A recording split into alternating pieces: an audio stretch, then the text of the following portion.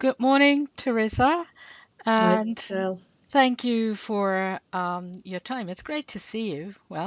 And first of all, could you briefly introduce yourself and tell me a little about your professional background? Sure, yes. My name's Teresa MacKinnon.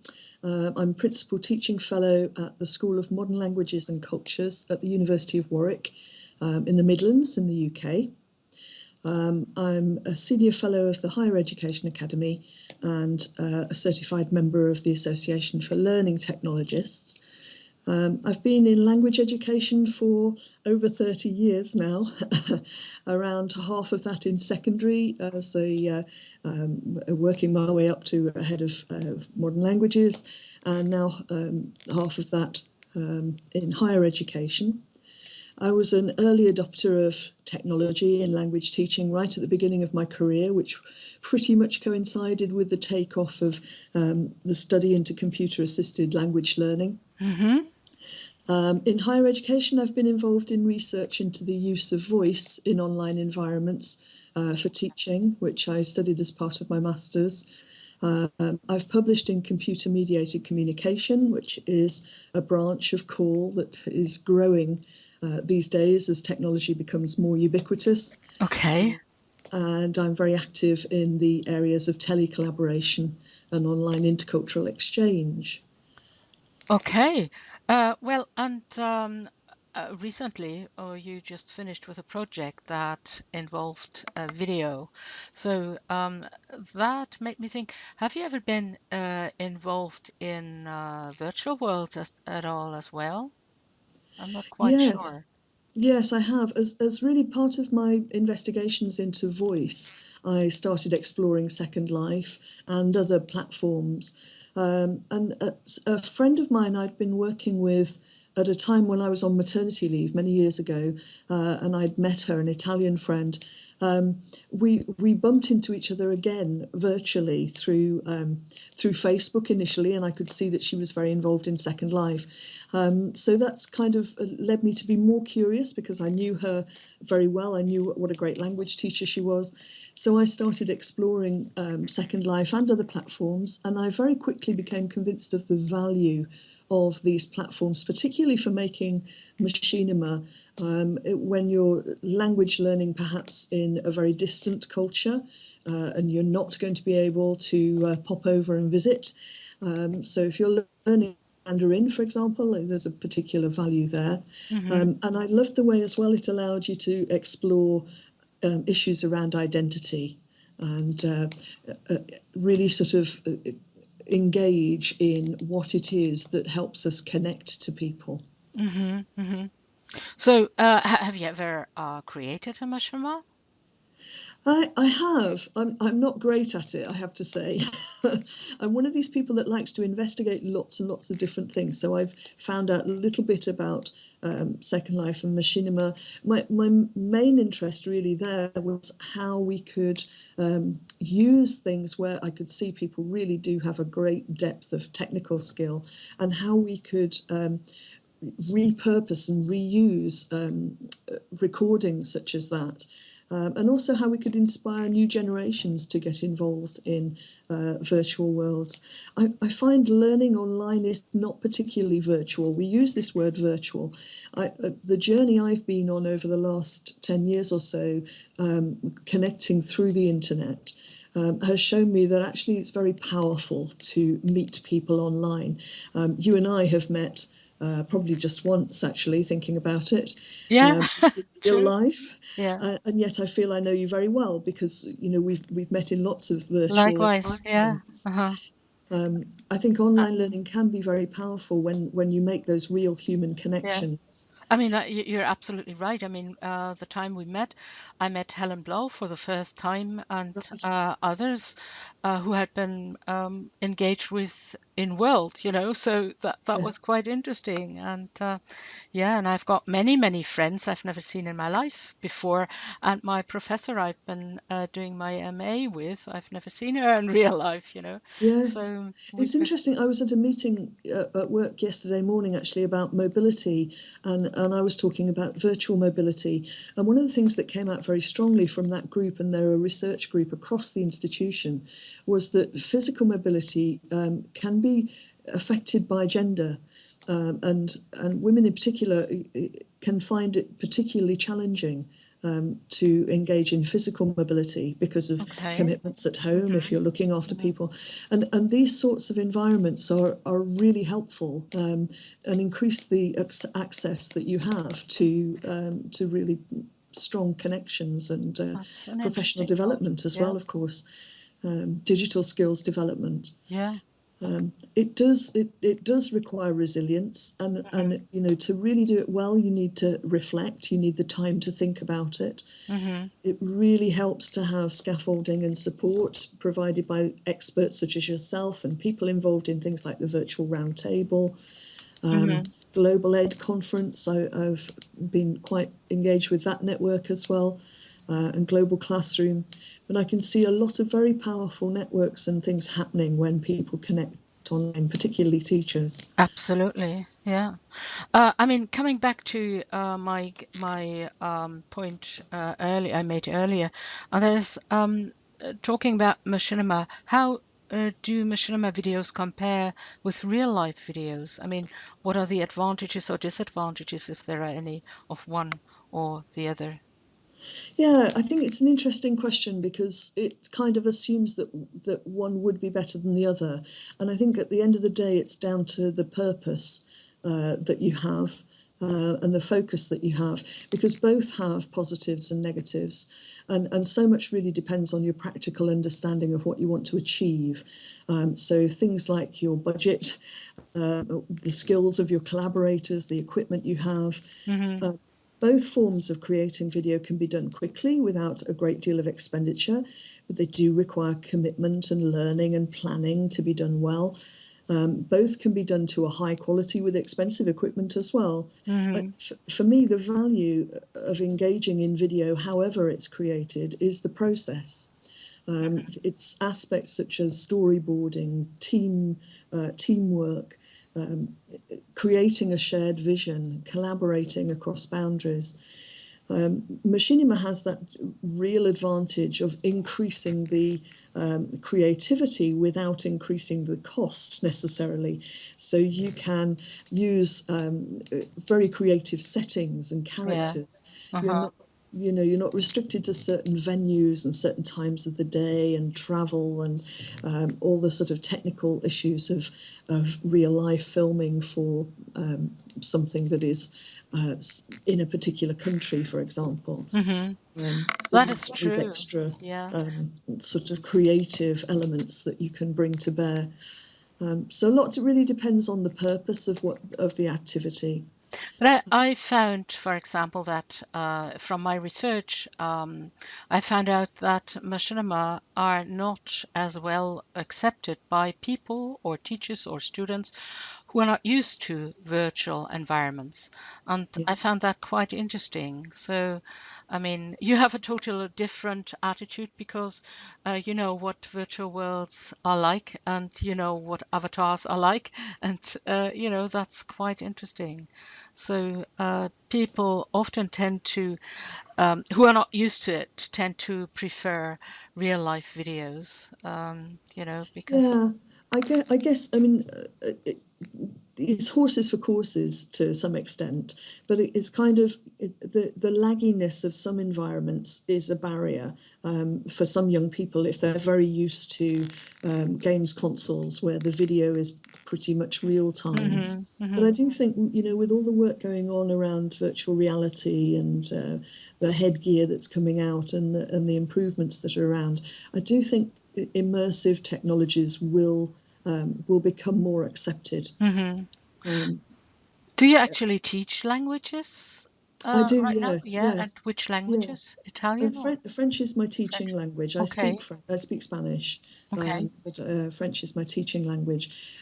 My main responsibility now is for our e-learning and our blended learning. I'm an administrator for our platform, and I develop the technologies around that. And that takes more time these days than my teaching commitment. But my teaching continues, and okay. it's great to do that because you get the feedback directly from the students. It's really good to engage them in the process. I think it's quite important, as we think about more creative uses of technology for teaching, that we engage students in that discussion. Because the generations are different. They're very media savvy very often. They're Mm-hmm. they're very capable of leading and taking a creative lead in activities when they have the tools and when they have the teacher validating this as a useful part of their learning. Mm-hmm. So do you use videos in your classroom, and do you have your students create their own videos?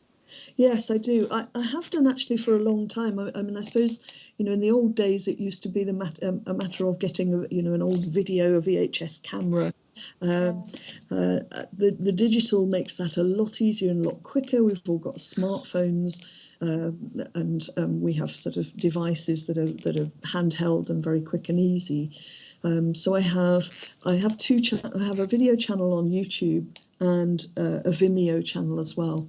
Okay. So there's a little set of videos that my students made a year or so ago called L'ours et le toucan, Uh-huh. Okay. made with two little puppet characters. Mm-hmm. Just these were beginners, French students, but Wonderful. using their language to make little conversations and record them.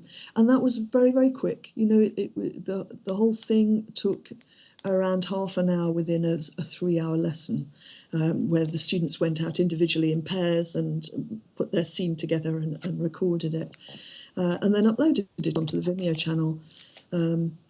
There's a beautiful recording, a poem recording as well, made by a Slovakian student of mine of Déjeuner du matin. Mm-hmm. And she set that to a series of Creative Commons licensed images. That the audio quality of that, we used our recording studio for her to make that. Mm-hmm. It took a couple of minutes. It was very quick, Okay. and then added that together to a series of videos, and Creative Commons licensed it.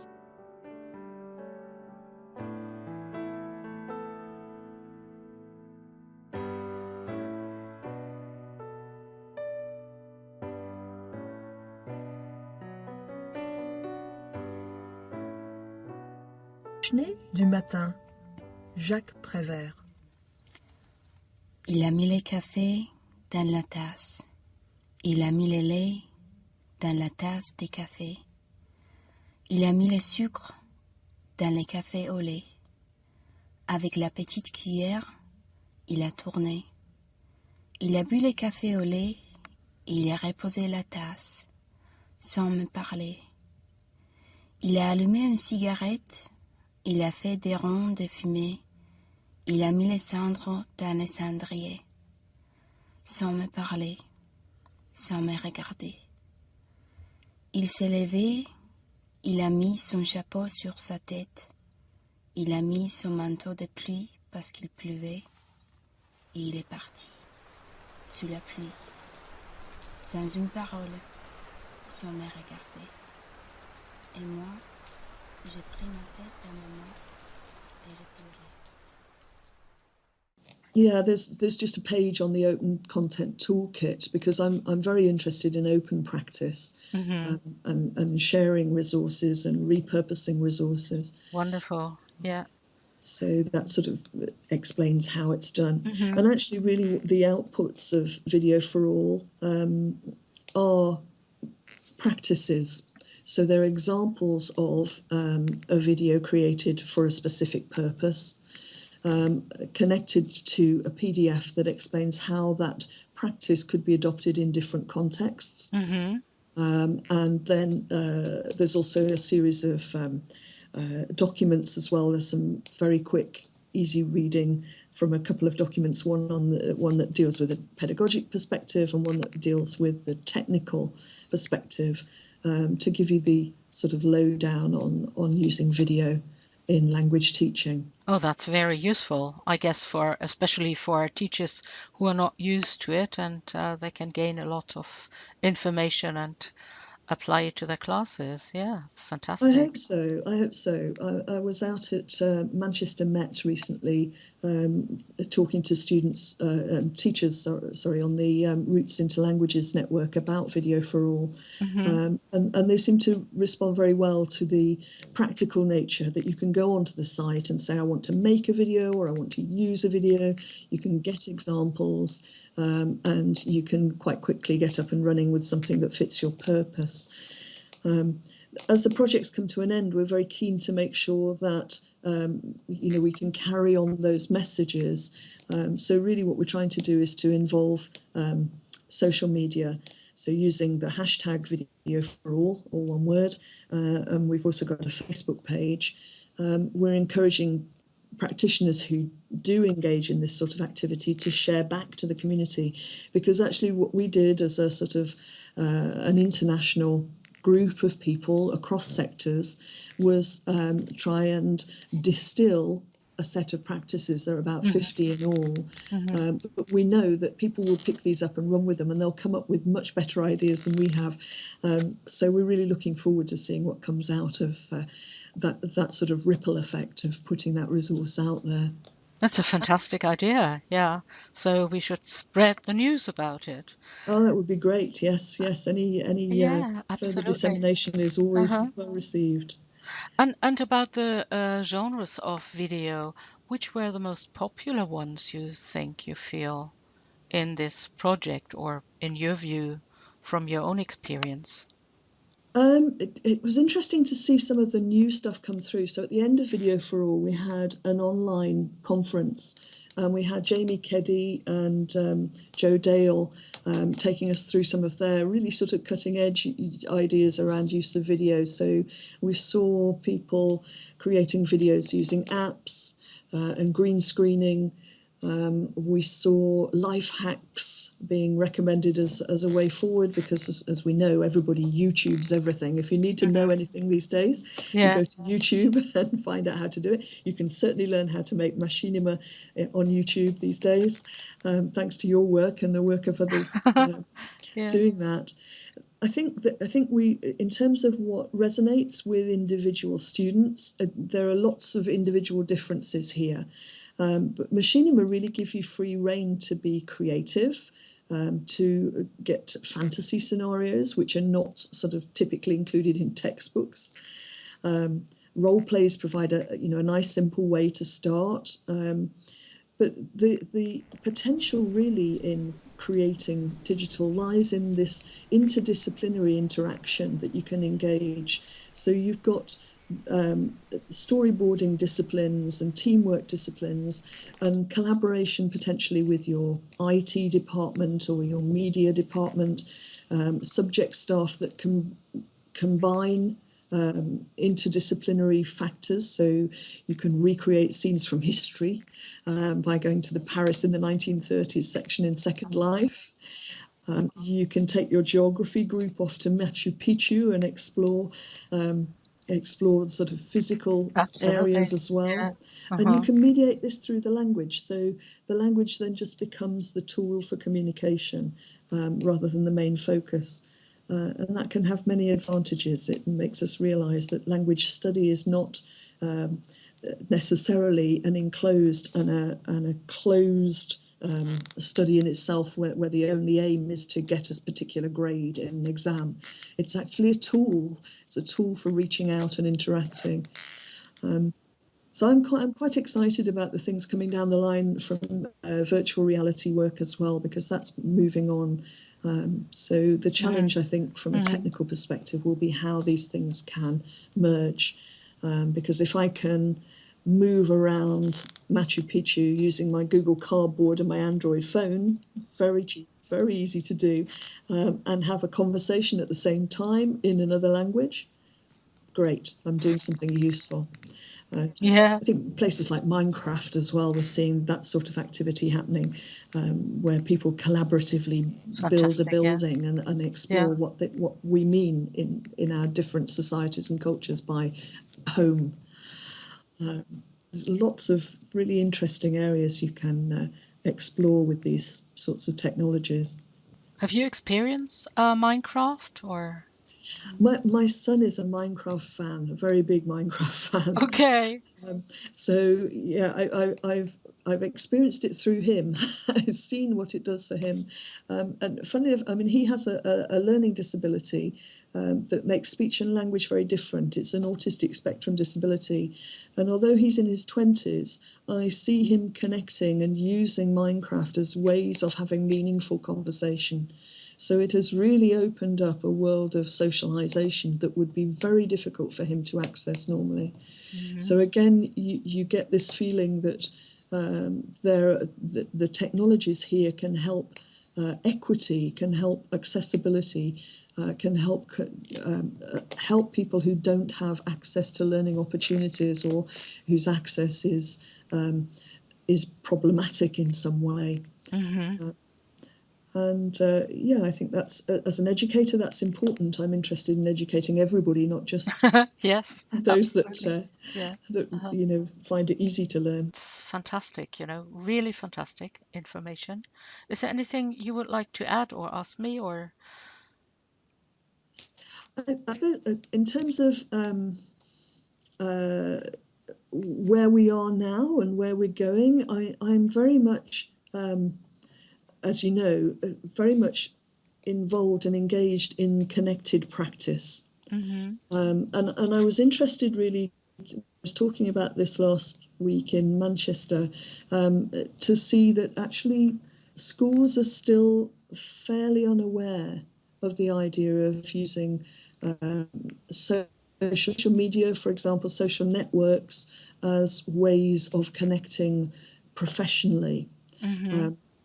We can see lots of use for connecting in terms of, I need a quick worksheet or I need social support for my community. I can see lots of that happening through Twitter, for example. Yeah. I'm really interested in how we can help people understand how the internet and how the culture of working online translates and how it actually changes our practice. There are lots of issues around computer-mediated communication that actually affect the way and the places that we connect. And yeah, I'm interested in seeing and how we could raise greater awareness of aspects such as Creative Commons licensing, and get greater recognition of the huge digital skill set that language teachers who connect online have, because they're already reaching over borders, they're already encountering the various national differences that Mm-hmm. get reflected in an online environment. So yeah, I'm interested in sort of how we raise the profile of that and how we engage more people in exploring that, and how we recognise the efforts that they've made. Yeah, maybe university is a good place to discuss that kind of thing and, spread this further and develop it further. What do you think? Yeah, I hope so, because I think the opportunities for discussion are there. Typically, my own experience, institutions tend to have technical systems that are very locked down and specific to people who are registered to a university. And what I'm interested in is how we open the doors so that that discussion can be wider and can remain European and international, and so that we can learn from each other. Because things that happen within closed doors are not terribly helpful for furthering knowledge more generally. Absolutely, absolutely. You're absolutely right. So your famous last words now. And my famous last words.